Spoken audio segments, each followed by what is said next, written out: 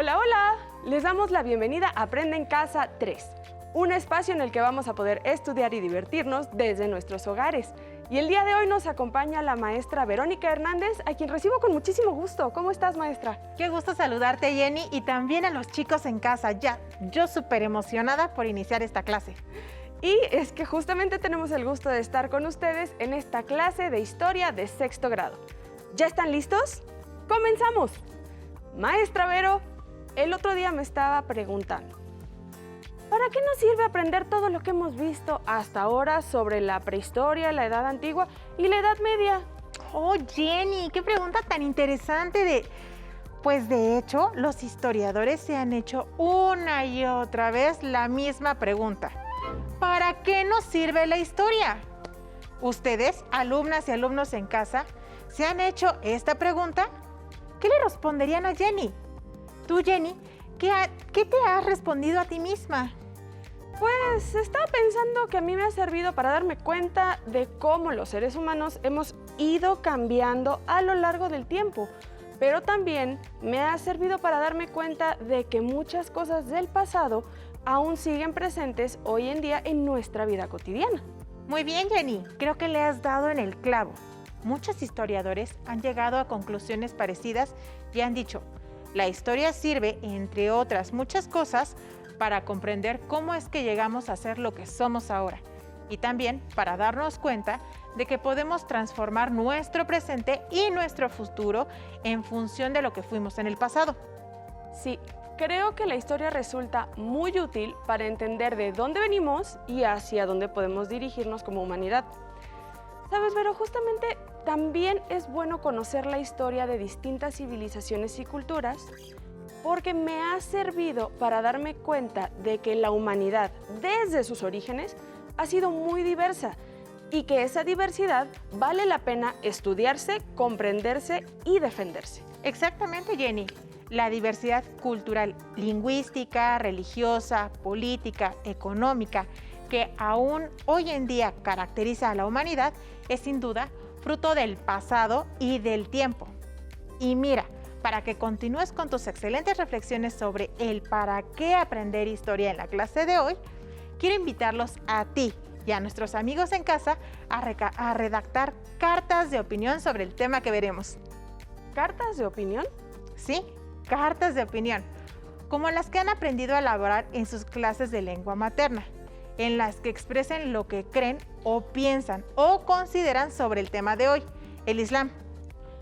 Sí, claro, cartas de opinión dirigidas a un lector imaginario, que deben contener un inicio, en el que nos presentamos y presentamos el tema a tratar, un desarrollo, en el que exponemos nuestra opinión sustentada con argumentos sobre el tema presentado al inicio, y un cierre, en el que concluimos con alguna recomendación y nos despedimos de nuestro destinatario imaginario. Recuerden que una opinión es la postura que cada uno adopta frente a algo y que puede construirse a partir de experiencias, conocimientos, hechos, ideas o creencias. En esta ocasión, procuraremos que nuestra opinión se construya con base en los conocimientos que adquirimos hoy sobre el Islam. Compañeras y compañeros, vayan entonces por su cuaderno, una pluma o lápiz y su libro de historia para que lo abran en las páginas 94 y 95 para que comencemos a trabajar. En clases pasadas aprendimos que uno de los conflictos bélicos más importantes de la Edad Media fueron las famosas cruzadas. ¿Recuerdan quiénes se enfrentaban en estas guerras?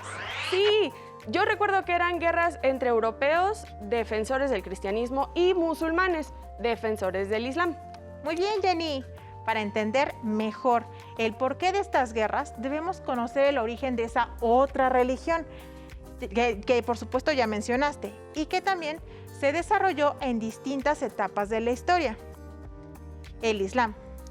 Debemos comenzar por explicar que durante el siglo V, mientras el Imperio Romano de Occidente se fragmentaba en diversos reinos feudales, simultáneamente en la zona desértica de lo que actualmente es Arabia Saudita, habitaban los árabes, quienes se congregaban en pequeñas tribus nómadas que comerciaban entre sí, hablaban el mismo idioma y rendían culto a diversas deidades, es decir, eran politeístas.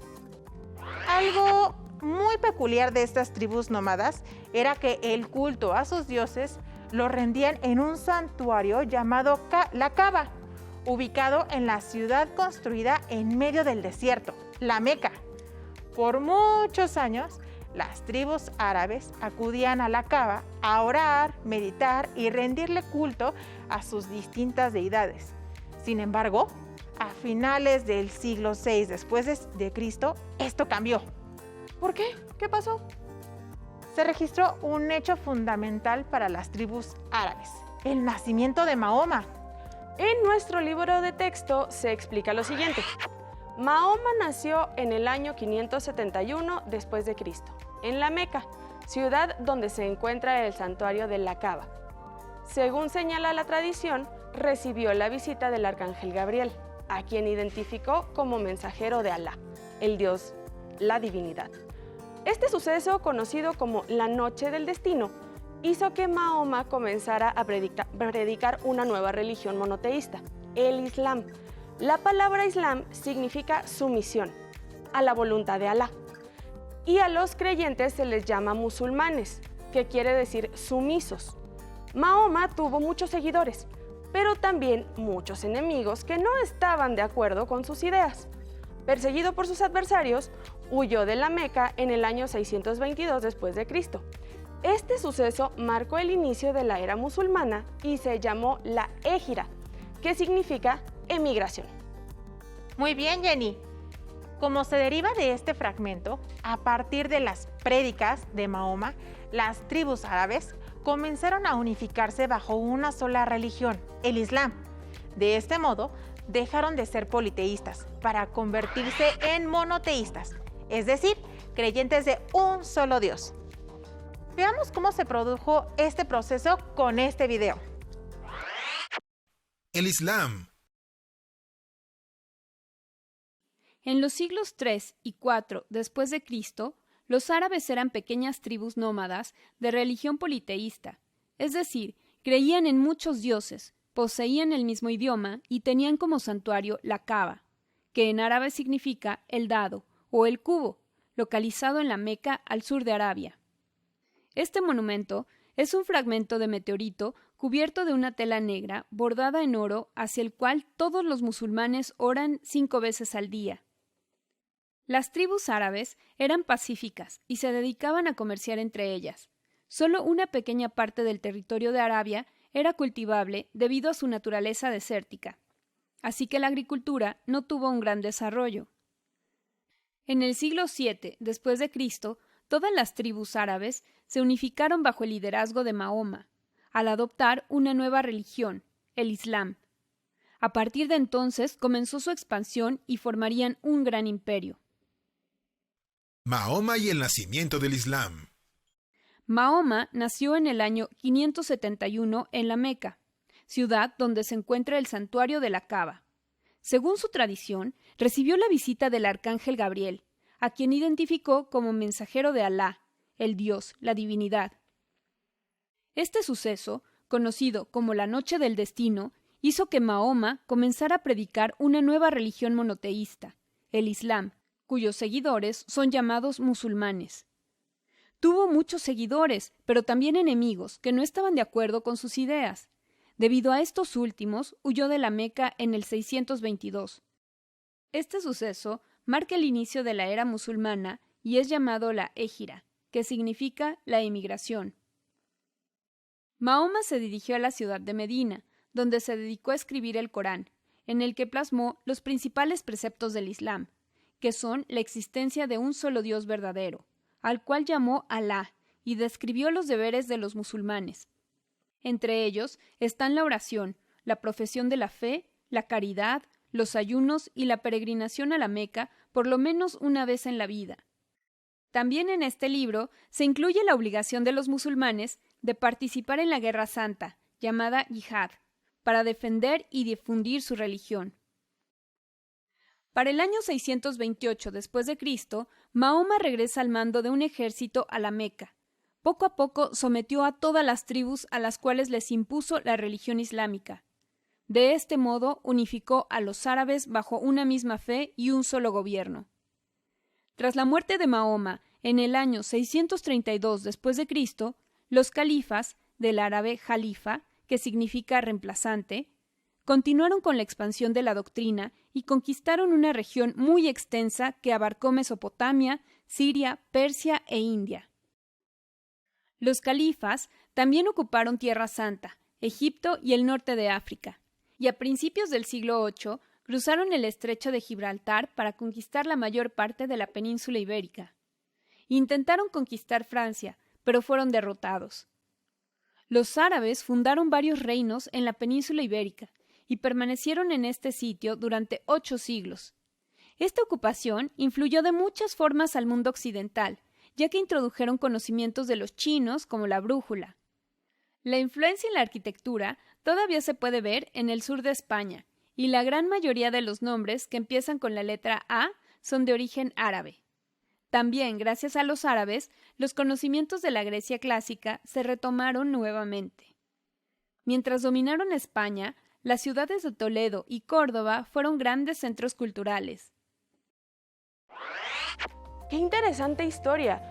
Pero por lo que vi en el video, la expansión del Islam, gracias a la prédica de Mahoma, no solo transformó a los árabes en monoteístas, sino que con el paso del tiempo dejaron de ser tribus nómadas para convertirse en un gran imperio que abarcó desde Medio Oriente, el norte de África, hasta la zona sur de la España actual.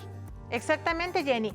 Se trató de un largo proceso de expansión política y religiosa del Imperio Islámico, que comprendió cerca de 5 siglos y que desde luego trajo conflictos bélicos con los reyes feudales de Europa, así como con los emperadores del Imperio Bizantino. Sí, como nos ha señalado la historia antigua y medieval, toda expansión trae consigo conflictos y guerras. Pero no solo eso, también produce intercambios culturales y enriquecimientos mutuos. La expansión de los musulmanes por Asia, África y Europa, bajo el liderazgo político de los califas, trajo consigo importantes intercambios comerciales y culturales entre Europa y Asia, sin los cuales no se comprendería la historia posterior de ambos continentes.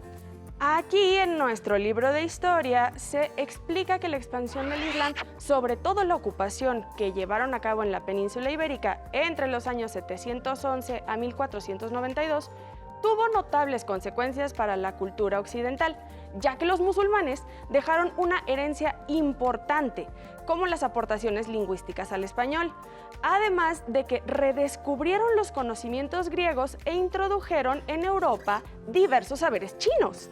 Efectivamente, nombres que nos resultan tan familiares como Omar, Alicia o Andrés son de origen árabe, al igual que palabras que utilizamos todos los días como aceite, alcohol, almohada, jirafa, tarima, elixir, entre muchas otras. ¡Ah, ya entiendo! Al conquistar el sur de España, los árabes introdujeron estas palabras al español. Cuando los españoles conquistaron México Tenochtitlán, nos legaron estos arabismos que hoy en día seguimos hablando. Exactamente, Jenny. Y si no mal recuerdo, en nuestras primeras clases sobre la Edad Media vimos que los musulmanes, gracias a su expansión comercial y militar, también popularizaron juegos como el ajedrez, cuyo origen fue en India. Muy bien, Jenny. Veo que tienes buena memoria. Con la expansión musulmana, en Europa se popularizó el juego del ajedrez, originario de India, pero también inventos tan importantes para el desarrollo de la navegación como fue la brújula, inventada por los chinos y cuyo uso se popularizó en Asia y Europa, gracias a los árabes. Pero según sé, los musulmanes no solo se encargaron de introducir a Europa los inventos de otros pueblos, ellos también realizaron sus propios inventos. Efectivamente, apasionados de la astronomía, construyeron observatorios en las ciudades más importantes del Imperio Islámico, como Bagdad, El Cairo, Córdoba, Toledo, Samarcanda. Al interior de estos observatorios, los árabes inventaron el péndulo y el reloj de arena. Pronosticaron las manchas del Sol, estudiaron los eclipses, los cometas y otros fenómenos celestes. Además de la astronomía, los árabes cultivaron asiduamente las matemáticas. Muchos principios básicos de aritmética, geometría y álgebra fueron descubiertos por eruditos musulmanes.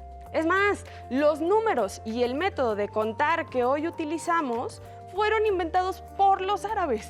Alejandro von Humboldt, un importantísimo científico alemán del siglo XVIII, llegó a afirmar que son los árabes quienes debían ser considerados como los verdaderos fundadores de la física.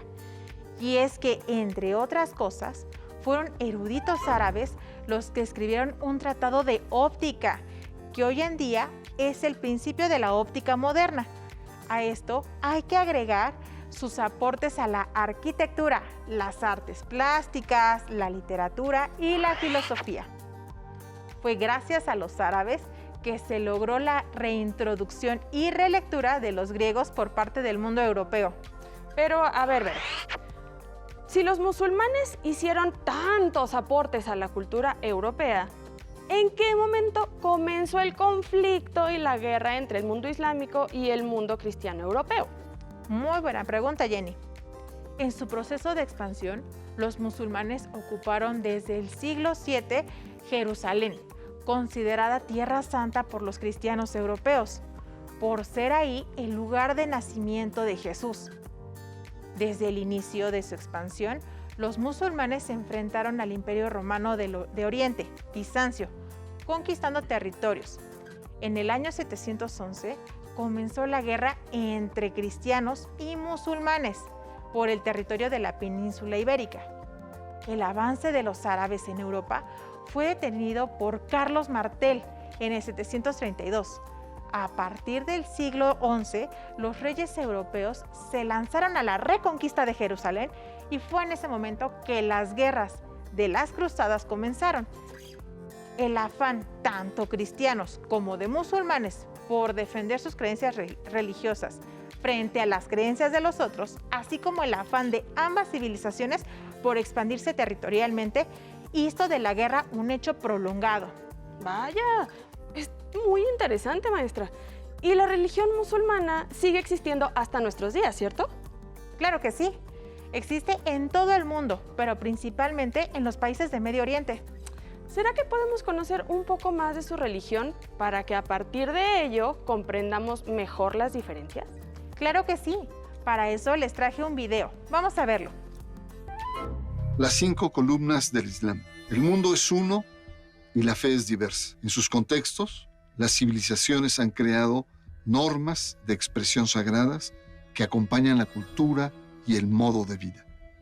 La fe y las creencias no se reducen a sentimientos, a racionalidades religiosas ni a relatos sagrados, sino a prácticas y rituales que también otorgan identidad y fortalezas. El Islam es la religión que más adeptos tiene y es la que más ha crecido en el último siglo. Su práctica religiosa descansa en las 5 columnas o 5 preceptos fundamentales de la ley islámica, en la que se sigue la palabra de Dios revelada, la profesión de fe, la oración, el ayuno, la limosna y la peregrinación son los 5 pilares que nos permiten entender la fe y la práctica religiosa del Islam, los rituales, la espiritualidad y los lugares sagrados donde se practican.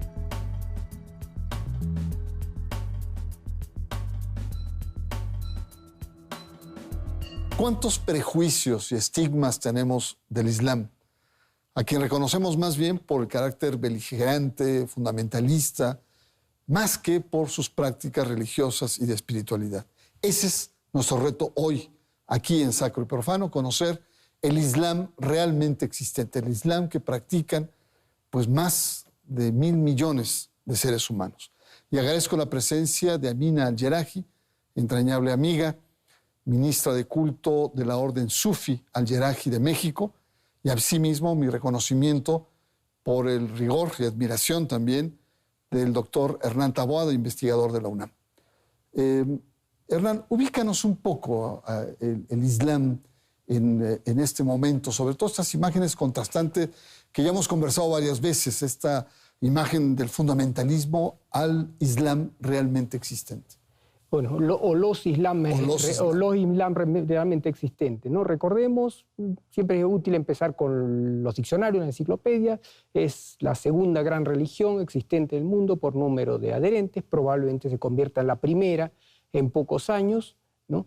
Es una religión asentada sobre algunas bases bastante sencillas, de las cuales vamos a hablar posteriormente.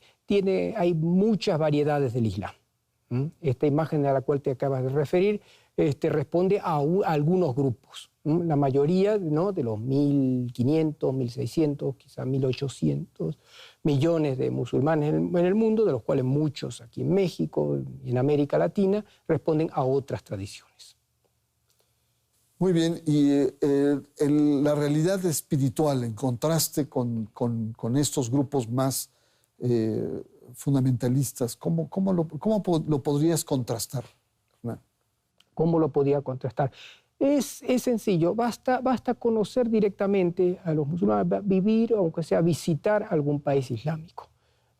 Vemos que la forma de vida del Islam, ¿no? El Islam es una religión, pero también una forma de vida. Es una forma básicamente pacífica, ¿no? El hombre islámico se caracteriza por cierta armonía en el trato, ¿no? El trato hacia los demás, ¿no? Muy lejos de esta imagen de violencia. Muy bien, Amina, introdúcenos al tema de las 5 columnas, los 5 pilares del Islam, que dicen que es una fórmula sencilla, pero muy profunda de vivir la espiritualidad y la práctica religiosa islámica. Así es, Bernardo. Son 5 pilares. La shahada, diría yo, que es el principal, que es la afirmación de ser testigo de que no existe nada aparte de Dios. Es decir, que Dios es la única existencia real y toda otra existencia se deriva de Dios. Y Mohammed, el Mohammed de Arabia de hace 1435 años, es un siervo y mensajero veraz de esa fuente del ser. No estamos hablando de Allah como Dios de los musulmanes, sino el Dios único que adoró Abraham, Jesús, María y hoy día todos los musulmanes del planeta. También. El segundo es el salat, que son las 5 oraciones del Islam cada día, que son muy breves y son como pinceladas y todo el tiempo se están haciendo en el planeta. Luego sigue el mes de Ramadán, el ayuno del mes de Ramadán, que es el mes en donde se revela o se empieza a revelar el Sagrado Corán. Luego sigue el zakat, que es el pilar de la limosna, es decir, que cada ciudadano del Islam está obligado a compartir de las riquezas que recibe de Dios y lo mínimo que debe de compartir es un 14avo de las ganancias netas anuales.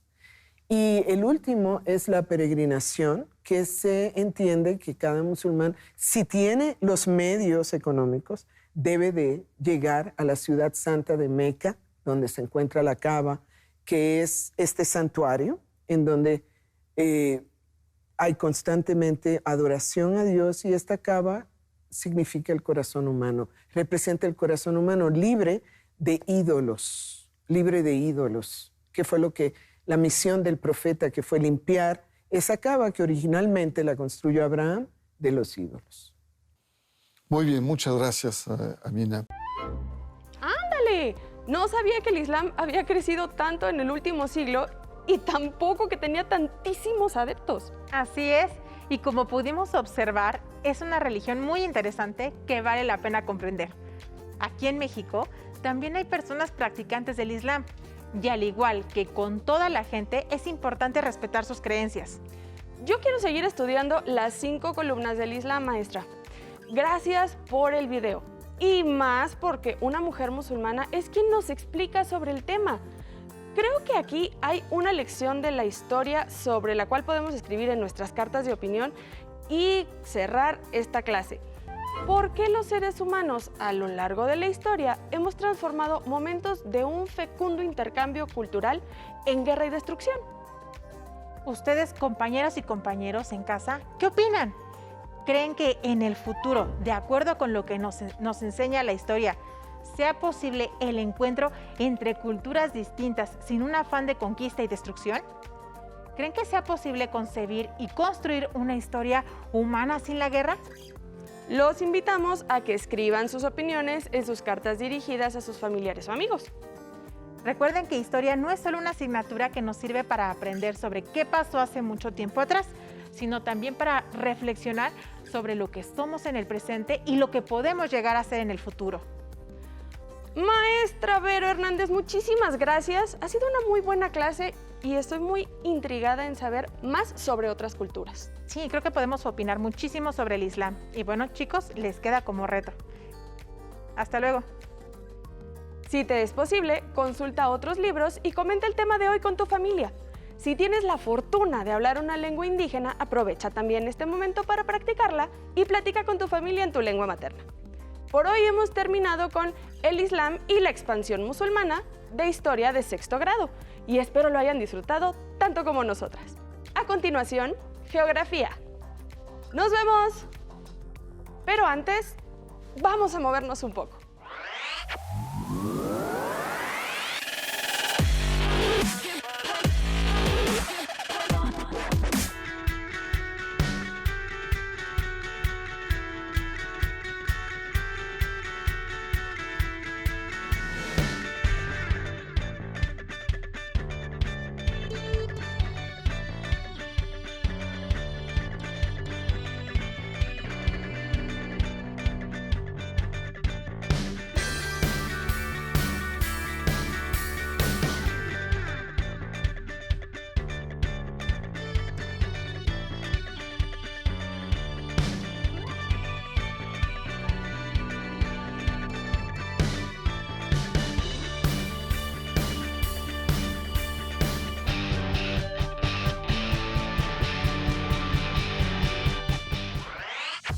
Si no tienes el libro de texto o necesitas ayuda para responder las preguntas, contáctanos.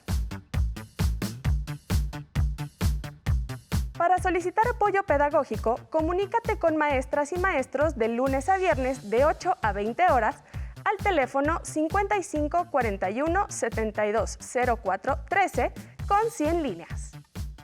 También puedes encontrar los libros de texto en la página conaliteg.sep.gov.mx.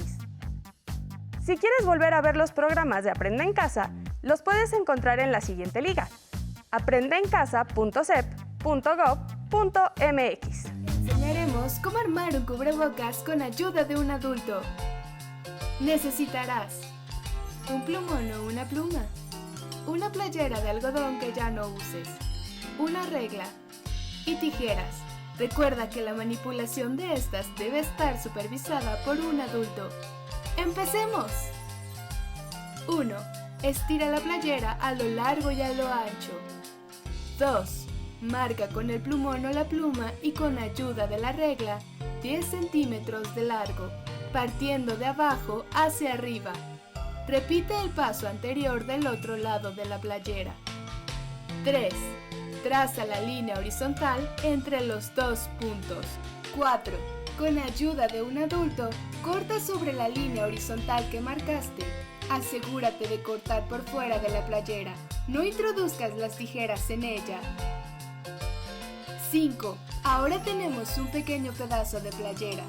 Estira a lo ancho y con ayuda de la regla, mide y marca con el plumón o la pluma de 15 a 18 centímetros de largo de un lado, dejando un margen de 2 centímetros de alto arriba y abajo.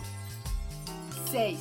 Nuevamente pide ayuda a un adulto para recortar las líneas marcadas. ¡Listo! Ya tienes un cubrebocas con 2 pares de cuerdas. Para colocártelo, deberás amarrar las cuerdas sobre tu cabeza y alrededor de tu cuello